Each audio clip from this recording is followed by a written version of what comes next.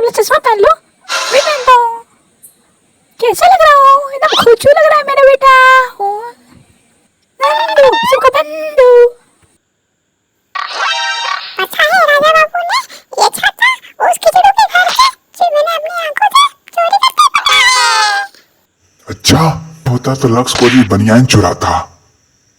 बोला था इनको जॉनसन पाउडर भी चुरा लो, पर नहीं चुराए। अगर चुराया होता तो कोई काम आता ना। अच्छा ठीक है, ये ले सड़े हुए आलू और गोभी की सब्जी। मेरे राजा बाबू को हमेशा खिलाते रहना। अच्छा ठीक है माँ जी, अब मैं इस खटारे फटफटैया पर बैठ जाता हूँ। अबे नीचे बैठ। मैं कैसे बैठ सकता हूँ? राजा बाबू को बवासीर हुआ है, मुझे भी हो जाएगा। और मुझे अपने पेंट पीले थोड़े ना करना है। बाबा शेर का अटैक आ रहा है क्या? नहीं माँ, मैं 10 दिन से नहाया नहीं हूँ ना। ओह, तुझे खुजली हो रही होगी, ला खुजला देती हूँ।